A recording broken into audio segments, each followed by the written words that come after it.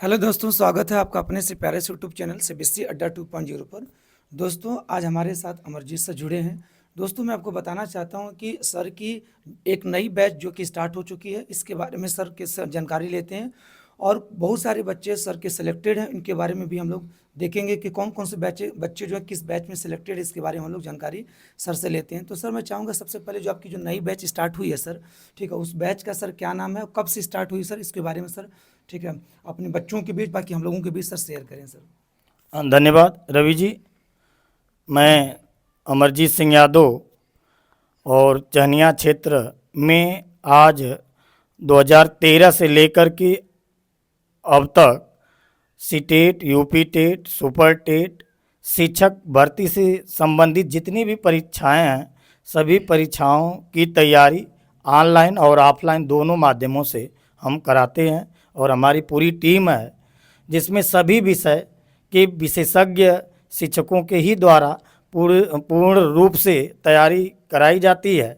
और आपको बता दूं कि अभी हाल ही में जो बीपीएससी ट्री फर्स्ट और बीपीएससी टीआरई सेकेंड जो एग्ज़ाम हुए, और देखेंगे स्क्रीन पर जो बीपीएससी टीआरई फर्स्ट में जो एग्ज़ाम हुए, जिन बच्चों के फ़ोटो हमें उपलब्ध हुई, उन बच्चों के लगभग हमारे टीआरई फर्स्ट में कोचिंग से लगभग 60 बच्चे सेलेक्ट हुए।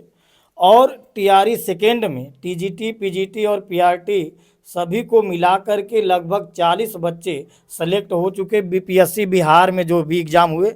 और अभी हाल ही में टीआरई थर्ड का जो एग्ज़ाम हुआ, हमें विश्वास है कि लगभग 50 या 60 बच्चे उसमें भी सेलेक्ट होंगे। उसी को ध्यान में रखते हुए, बच्चों के हित को ध्यान में रखते हुए, आज ही 24 देख रहे हैं स्क्रीन पर 24 जुलाई आज से ही नया बैच बीपीएससी टीआरई फोर्थ के लिए और सुपर टेट यूपी के लिए न्यू बैच प्रारंभ की गई है। और इसमें आज ही बहुत से बच्चे ज्वाइन हुए। और आपको बता दूं कि जो भी बैच यह प्रारंभ हुए हैं, यह ऑनलाइन और ऑफलाइन दोनों रूपों में चलाए जा रहे हैं। यह हमारी जो क्लासेज है ऑनलाइन भी माध्यम से, आज ऑनलाइन माध्यम से हमारे कोचिंग से लगभग 50 या 60 बच्चे तो सिलेक्शन पा ही चुके हैं। घर पर बैठे हुए शिक्षण कार्य करके 50 या 60 बच्चे लगभग सेलेक्ट हो चुके हैं। और केवल चंदौली डिस्ट्रिक्ट ही नहीं, आजमगढ़, जौनपुर और अन्य भदोही के बच्चे जो ज्वाइन होकर के डेली 4 घंटे की क्लासेज मॉर्निंग बैच में और इवनिंग बैच में ज्वाइन होते हैं। और पूर्ण रूप से जो हमारे विद्वान जन प्रवक्ता या कहें या विषय विशेषज्ञ कहें, वह सभी लोगों के द्वारा शिक्षा प्राप्त हो रही है। और मैं खुद ही टीआरई थर्ड के लिए जो तैयारी और टीआरई सेकेंड में जो तैयारी किए थे, 2 विषय हम खुद ही पढ़ाते हैं, एक पर्यावरण और एक विज्ञान, जिसमें आपको बता दूं कि 16 क्वेश्चन टीआरई अभी थर्ड हुआ एग्जाम में पर्यावरण के और विज्ञान जीव विज्ञान के लगभग क्वेश्चन बने थे। पूरे के पूरे क्वेश्चन हमारे नोट्स से ही थे। और जितने भी बच्चे हमारे द्वारा पढ़े थे, सभी लोगों के चेहरे पर एक खुशी को देख करके अपना भी मन बहुत ही प्रफुल्लित हुआ, खुश हुए कि आज जो भी चीज़ें हमारे द्वारा पढ़ाई जा रही हैं, बच्चों के भविष्य में वह ज्ञान आप उनके भविष्य को संवारने का भी काम करेगा। और हमें पूरा विश्वास है कि यह टीआरई फोर्थ में जितने भी बच्चे ज्वाइन हुए थे, ज़्यादा से ज़्यादा सिलेक्शन पाएंगे। और आप सभी लोगों से भी एक परामर्श देना चाहूँगा कि अभी हाल ही में आज ही आंसर की जारी हुआ है सीटेट का।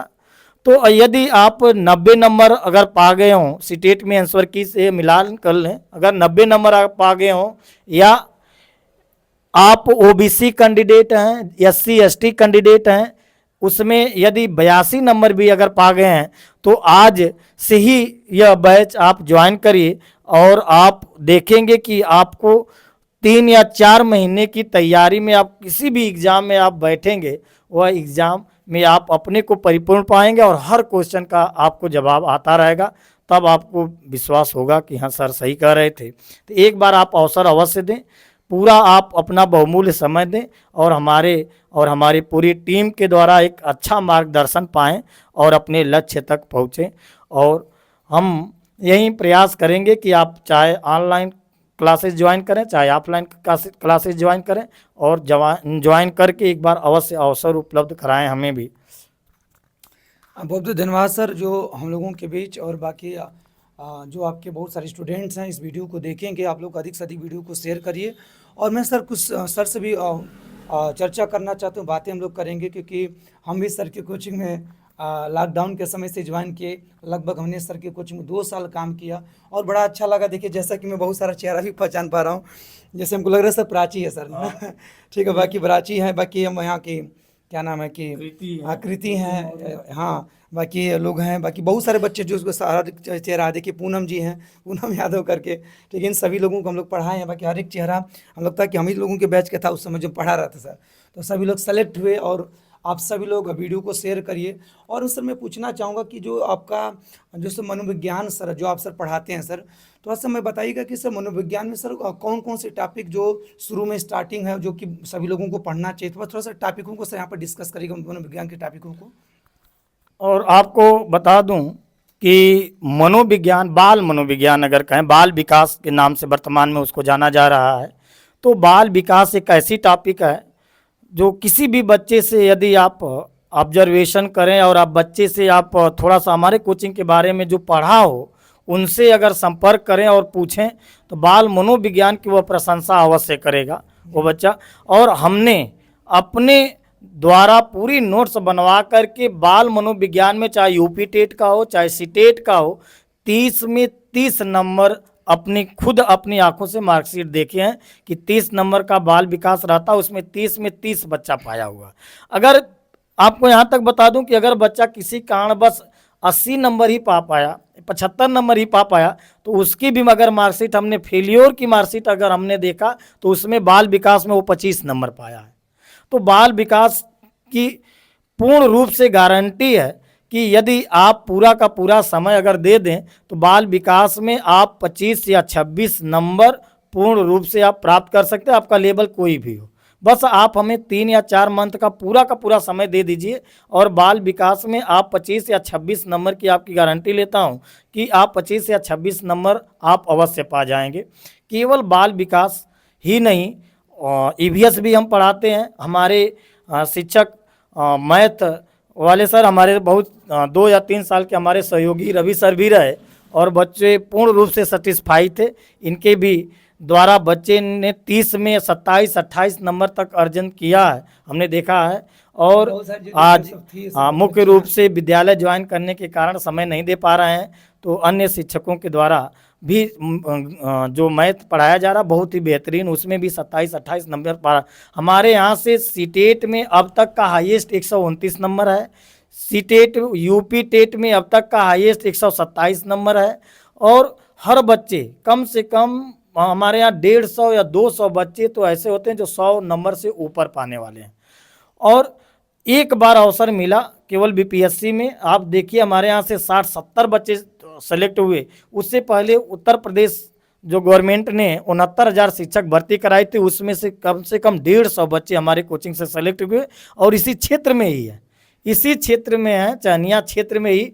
कोई ऐसा विद्यालय नहीं जहां हमारे द्वारा पढ़ाया बच्चा चहनिया क्षेत्र का ही, चाहे वो लड़का हो या लड़की, कोई न कोई अध्यापक अध्यापिका के रूप में शिक्षण कार्य कर रहे हैं। यह देख करके अपार खुशी होती है कि हमारे मार्गदर्शन में, हमारे कुछ सहयोग से पा करके बच्चा अपने लक्ष्य तक पहुंचा और घर रह करके एक अच्छा शिक्षण ग्रहण किया और एक अच्छी शिक्षण ग्रहण या अच्छी शिक्षा बच्चों को प्रदान भी कर रहे हैं। यह मन बड़ा ही प्रफुल्लित होता है और अपने मन या अपने कहें तो अपने कर्मों बड़ा प्राउड होता है कि हमने एक सहयोग प्रदान किया और कम से कम क्षेत्र में 250 या 300 बच्चों को शिक्षक बनाया। इसका पूरे क्षेत्र के द्वारा सम्मान भी हमें मिलता है।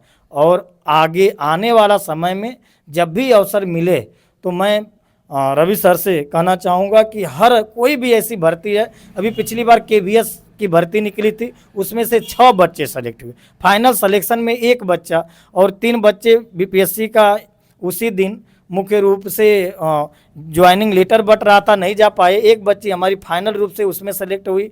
DSSSB जो एग्ज़ाम करा था उसमें से 2 बच्चे हमारे सेलेक्ट हुए। कोई भी इस समय शिक्षक भर्ती का एग्ज़ाम हो और उसमें हमारे कोचिंग से हर वर्ष की भांति और हर एग्ज़ाम शिक्षण से संबंधित हमेशा बच्चे सेलेक्ट हो रहे हैं। तो आप भी एक बार आ कर के और अपने अनुसार, इंटरेस्ट के अनुसार आप देखें और अवसर दें, और आपको विश्वास दिलाता हूं कि आपको वहां लक्ष्य तक पहुंचाने की काबिलियत हम लोग रखते हैं। जी सर, बहुत बहुत धन्यवाद। और सर मैं आप सभी लोगों को बता दूं कि सर बहुत सारे बच्चों को जैसे कि बताए सर, कम से कम मुझे जहां तक विश्वास है कि सर का जो CDP पढ़ाते हैं आपका 30 में से 28 29, बाकी बहुत सारे बच्चे 30 में से 30 करके आते हैं। इस बात का गर्व महसूस होता है। मैं आपको बता दूं कि देखिए इस चरनिया क्षेत्र की मैं बता रहा हूँ कि इस लोकल एरिया की बता रहा हूँ कि अब जान लीजिए कि सर की कोचिंग बहुत सालों से चलती है। और मैं बताऊँ जब सर मैं पढ़ा रहा था तो एक बैच में सर मुझे लगता है कि सुहाल वाले में 90 से 100 लड़के, हमको लगा 100 प्लस ही बच्चे बैठते थे। और जब बच्चों को बैठने का समय नहीं, मतलब जगह नहीं मिलता था, तो बच्चे देखो वो बना था ऊपर टेंट ऊपर डाल डाल करके करके ऊपर उसके बैठते थे। नीचे बैठ बिल्कुल करके पढ़ते। कुछ हाँ। बच्चे खड़ा होकर के हाथ पर कॉपी रख करके नोट्स करते थे। बिल्कुल बिल्कुल। तो एक समय वो था सर कि मतलब बच्चे के जान लीजिए कि जगह नहीं मिलती थी बैठने की। बहुत सारा बड़ा हाल था जो कि उसमें 100 प्लस बच्चे आते थे। उसके बाद बाहर टेंट लगता था, बाहर टेंट में बच्चे पढ़ते थे। कुछ बच्चे जो कि जब जगह नहीं मिल पाता तो खड़ा होकर के चीज़ों को पढ़ते थे। सोच लीजिए इतना है। लेकिन अब आज के डेट में जान लीजिए कि सर का समय बदलते धीरे धीरे लॉकडाउन के बाद सर ने ऑनलाइन भी कोचिंग आपका स्टार्ट कर दिया। ऑनलाइन मतलब गूगल मीट के माध्यम से सर ऑनलाइन भी पढ़ाते हैं। आप बैच लेकर के आराम से घर बैठे भी आप पढ़ सकते हैं।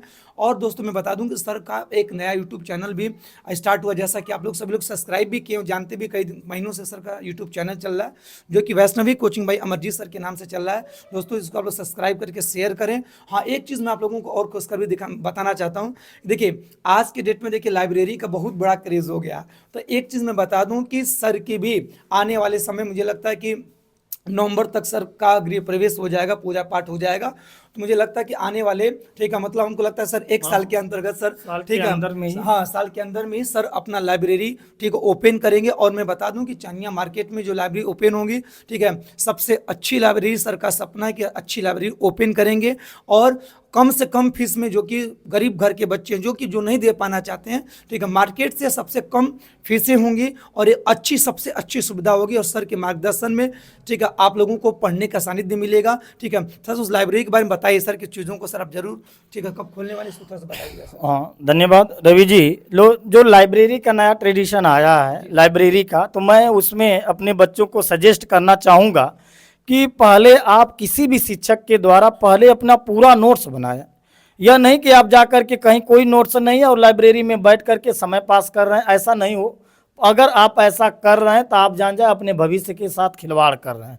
सबसे पहले ऑफलाइन क्लासेज में या ऑनलाइन क्लासेज कहीं भी हो, पहले पूरे नोट्स पर, आज का ज़माना है कि हर स्टूडेंट शॉर्टकट खोज रहा है और शॉर्टकट पढ़ करके जा रहा है और 50% 40% ही प्रश्नों को हल करके वापस आ रहा है और सिलेक्शन नहीं हो पा रहा।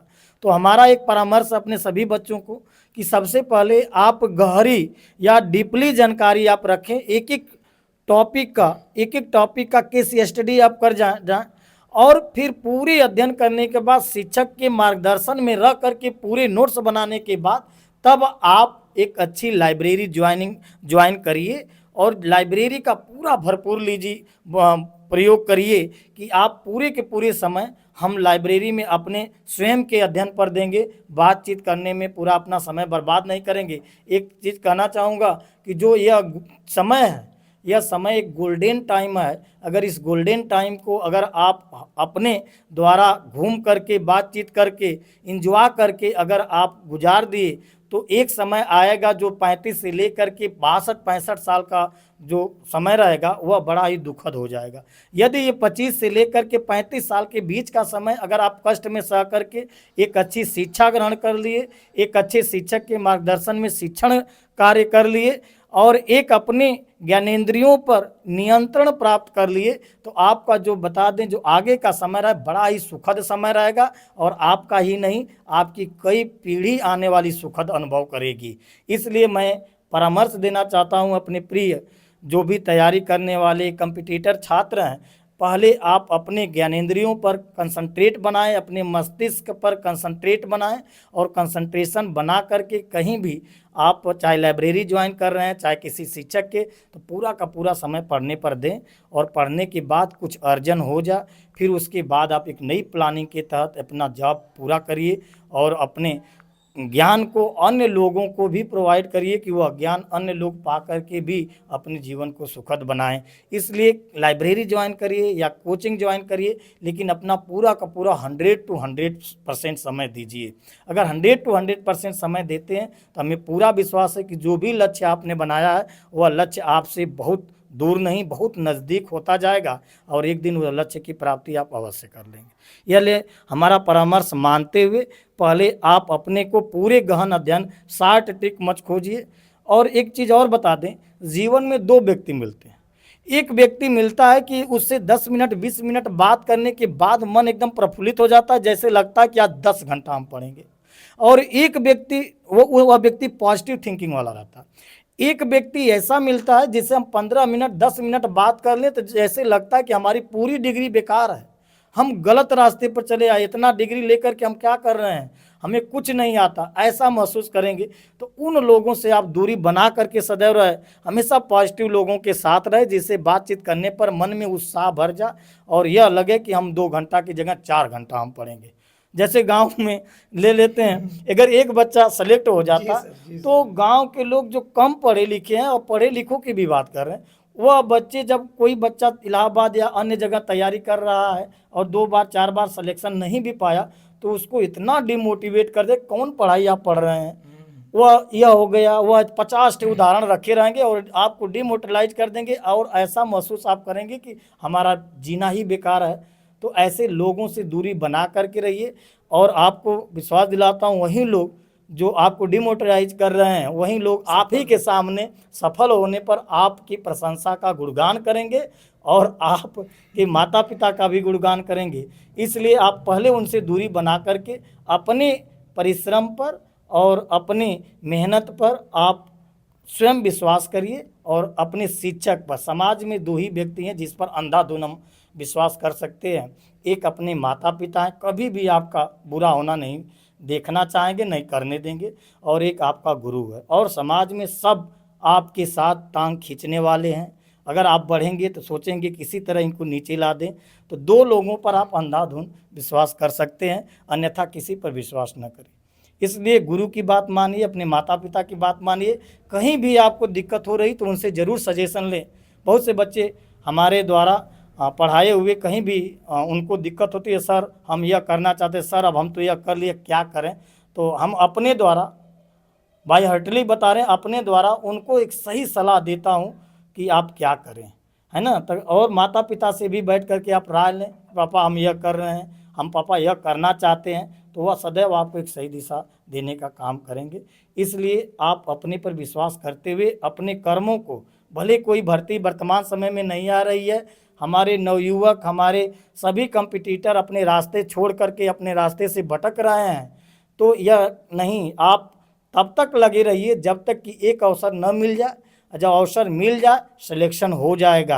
अगर नहीं लगे रहेंगे, यहीं देखते हैं कि अभी टेट का फॉर्म आ जाए, अभी सुपर टेट आ जाए, तो 2 महीने में पता चले कि हज़ारों लड़की भीड़ लगी हुई है, और जब कुछ नहीं है तो बच्चे दिन भर घूम रहे हैं, दिन भर यह ऐसी बातें अपना फालतू समय गंवा रहे हैं। तो ऐसा ना हो, आप धीरे 2 ही घंटा पढ़िए, 3 ही घंटा पढ़िए, लेकिन कंटिन्यू पढ़िए, समय बर्बाद न करिए। अवसर अवश्य मिलेगा। ऐसा ठानिए कि जब भी अवसर मिलेगा तो एक सीट हमारी होगी, है ना। इस बात को आज हमें अगर 1 2 4 10 बच्चे भी हमारी बातों पर अमल कर देते हैं तो हमारी बात यह रखना सार्थक हो जाएगा। और हमें विश्वास है कि हमारे बच्चे ज़रूर इस बातों पर अमल करेंगे, अपने व्यवहारिक जीवन में उतारेंगे, सुनेंगे ही नहीं, अपने व्यवहारिक जीवन में उतारेंगे।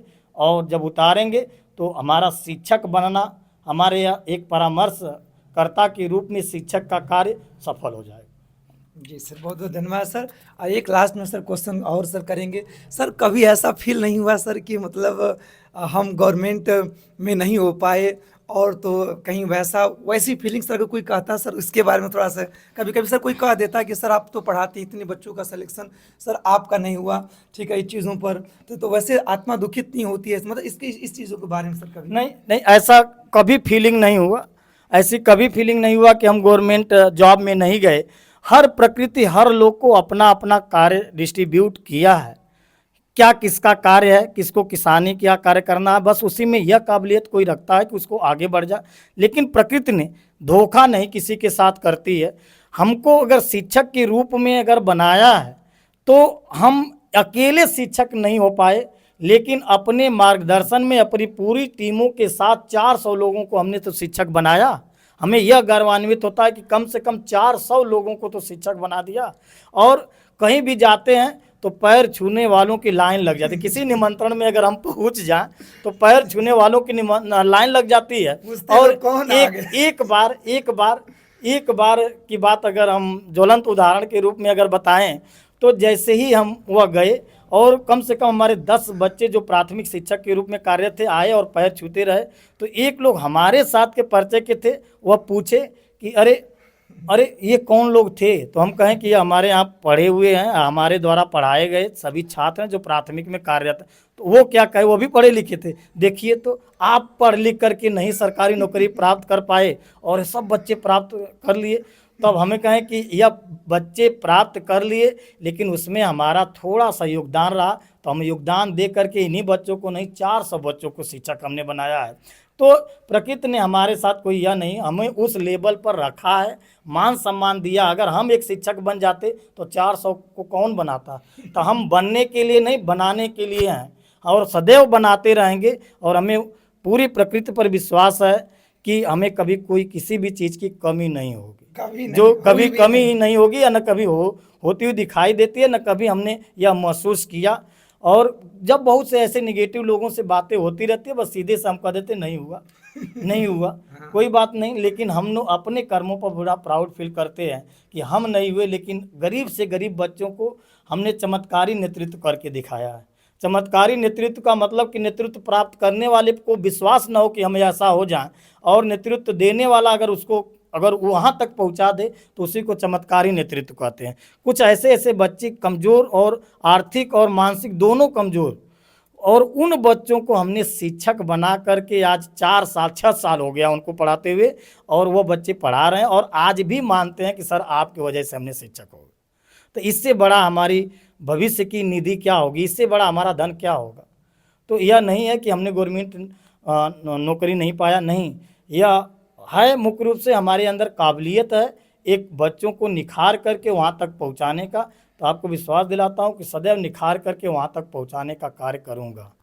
जी सर, बहुत बहुत धन्यवाद सर। और हम लोग अब वीडियो कहीं बंद करेंगे और आशा करते हैं कि सर ने जो भी परामर्श आपको निर्देशन दिया, सुझाव दिया, आप उसको अपने जीवन में फॉलो करते रहेंगे। और मेन चीज़ होता है कि सर का जैसे विश्वास, जैसे होता है जो बच्चे सर कोचिंग करने आते हैं, विश्वास होता है कि नहीं मैंने सर के नोट्स के माध्यम से हम CDP में, ठीक है, 30 पूरा करेंगे, विश्वास होता है, ठीक है। और जो भी मार्गदर्शन होता है सर बीच में हमेशा बच्चों को देते भी रहते हैं। सर एक क्वेश्चन जैसे और करना चाहूँगा सर, क्योंकि मान लीजिए कोई बच्चा M.Ed करना चाहता है तो M.Ed करे तो बेटर है या फिर मतलब डायरेक्ट वो M.Ed ही कर ले, ठीक है, इसके बारे में थोड़ा बताइएगा सर। अगर कोई भी M.Ed अगर करना चाहता है तो B.Ed के बाद आप जानते हैं B.Ed है बैचलर ऑफ एजुकेशन और M.Ed है मास्टर ऑफ एजुकेशन। तो अगर आप B.Ed करके अगर M.Ed भी करना चाहते हैं तभी आपको सही है, लेकिन M.Ed कर लिए तो आपको हर हालत में एक विषय से MA करना ही होगा, तभी असिस्टेंट प्रोफेसर बनने के लिए B.Ed में एलिजिबल होंगे, BA में एलिजिबल होंगे और MA एजुकेशन में एलिजिबल होंगे। तो आप चाहे B.Ed करने के बाद तत्काल M.Ed कर लें या B.Ed करने के बाद किसी भी विषय से MA करें, फिर M.Ed करना अनिवार्य। अगर असिस्टेंट प्रोफेसर अगर आप B.Ed में, MA एजुकेशन में और BA में शिक्षा शास्त्र का बनना चाहते हैं तो मैं तो यही गाइड करूंगा कि अगर B.Ed किए हैं तो तत्काल तुरंत M.Ed कर लें, और M.Ed करने के बाद आप एक विषय से MA कर लीजिएगा। फिर साथ में अपना नेट की तैयारी, जो नेशनल एलिजिबिलिटी टेस्ट होता है नेट, वह उसको आप हमेशा तैयार करते रहिए। जब आप नेट निकाल लेंगे तो असिस्टेंट प्रोफेसर बनने की एलिजिबिलिटी आपके पास हो गई। कभी भी पद किसी भी राज्य में असिस्टेंट प्रोफेसर का निकलता है तो आप भर करके असिस्टेंट प्रोफेसर बन सकते हैं। जी सर, इसका मतलब सर कि मतलब बीएड करने के बाद आप एमएड कर लीजिए, फिर उसके बाद एमए कर लीजिए। एमए करिए किसी अच्छा, ये भी ऐसा नहीं हो सकता है कि जैसे कि बीएड करने के बाद पहले एमए कर लिया जाए, हाँ। फिर मतलब एमएड, ये हाँ, भी सही? यह भी सही है। चाहे मतलब बीएड करने हाँ के बाद एमए कर लीजिए, एमए के हाँ बनने के बाद एमएड एमएड करिए। कर लीजिए। हाँ, दोनों रास्ते दोनों, हैं, आपको हाँ जैसा सुविधा हो उसके हाँ, अनुसार उस हिसाब से अपना किया जा कर सकता है। सर ये जो हमारा सीटेट होता है और यूपी टेट होता है, तो जो यूपी टेट में सर पास होने के लिए सर मतलब कैटेगरी वाइज सर कितनी कितने मार्क्स की जरूरत पड़ती है, और सीटेट में पास होने के लिए कैटेगरी वाइज से कितने मार्क्स की जरूरत पड़ती है, थोड़ा सा बताएं सर। दोनों टीचर एलिजिबिलिटी टेस्ट ही है। यह यूपी गवर्नमेंट का यूपी टेट और सेंट्रल गवर्नमेंट का सी टेट है। तो जो सी टेट में यदि आप जनरल कैंडिडेट हैं तो आपको 90 नंबर चाहिए, और ओबीसी कैंडिडेट हैं और अपने ही राज्य में अगर भर्ती निकलती अप्लाई करना है तो आपको 82 नंबर एससी एसटी और ओबीसी को चाहिए। 5% का छूट है। लेकिन यदि आप दूसरे राज्य में जाते हैं तो आपको छूट 5% नहीं मिलेगी, आपको जनरल में ही अर्थात आपको 90 नंबर ही लाना होगा। तभी आप, जैसे अगर उदाहरण पर फलस्वरूप देखें, अगर यूपी में भर्ती आ गई तो अगर आप जनरल के कैंडिडेट 90 नंबर पाएँ तो वो भी एलिजिबल हो गए। अगर ओबीसी और एससी के कैंडिडेट अगर 82 नंबर पाएँ तो वह भी एलिजिबल हो गए। लेकिन अगर बिहार में भर्ती आ गई है, अगर आप टीचर के लिए फॉर्म अप्लाई कर रहे हैं तो जनरल के लिए भी 90 नंबर चाहिए और ओबीसी के लिए भी 90 नंबर चाहिए, है ना। यही है इसमें कैटेगरिया। अगर अगर आप अदर स्टेट देंगे तो जनरल और ओबीसी एससी एसटी सब बराबर 90 नंबर। अगर अपने स्टेट में देते हैं तो आपको 5% छूट दे करके 82 नंबर चाहिए। तो यूपी टेट का भी सर यही नंबर है कि बस मतलब सीटेट जैसे यूपी टेट का यूपी टेट सीटेट दोनों जस्ट यही है। जस्ट यही है? हाँ, जस्ट यही, यूपी टेट और सीटेट दोनों। हाँ, जैसा कि आप लोग देखा कि जैसे 150 नंबर का टोटल पेपर होता है, 150 नंबर में अगर मान लीजिए जनरल के हैं तो आपको 90 नंबर पाना अनिवार्य है, ठीक है। अगर आप एससी एसटी या ओबीसी के हैं तो आपको 82 नंबर पासिंग मार्क आपकी होगी, जैसा कि सर ने बताया चीज़ों को। हालांकि आप लोग जानते भी होंगे। हालांकि जो सर नए बच्चे सर जो हैं जो करना चाहते हैं उनके बारे में थोड़ा सा चीज़ें नहीं पता होती है, तो इसलिए हम लोग इसके वीडियो के माध्यम से थोड़ा सा आप लोग को बताने की कोशिश किए। चलिए, आपका बहुत बहुत धन्यवाद। आप लोगों ने, ठीक है, सर का परामर्श देखा, सर के माध्यम से बहुत सारी चीज़ों को आपने सीखा होगा, और आप लोग अधिक से अधिक सर के चैनल को सब्सक्राइब करते रहें। नंबर अगर चाहिए जी तो मोबाइल नंबर आप ले सकते हैं। देखिए, 2 मोबाइल नंबर दिए गए हैं, 8840 500 और 9807 27973। यह है, इस पर संपर्क कर करके आप बैच भी अगर ज्वाइन करना चाहते हैं तो ज्वाइन करें। किसी भी प्रकार का अगर कोई परामर्श अगर चाहिए तो नंबर पर आप परामर्श ले सकते हैं, और हमेशा मार्गदर्शन के लिए आपके लिए तत्पर रहता हूं और रहूँगा। थैंक यू जी सर, बहुत बहुत धन्यवाद। हम लोग वीडियो को एंड करते हैं, और सब समय देने के लिए सर आपको और बच्चों को सूचित करने के लिए सर आपको दिल से शुक्रिया सर, धन्यवाद सर।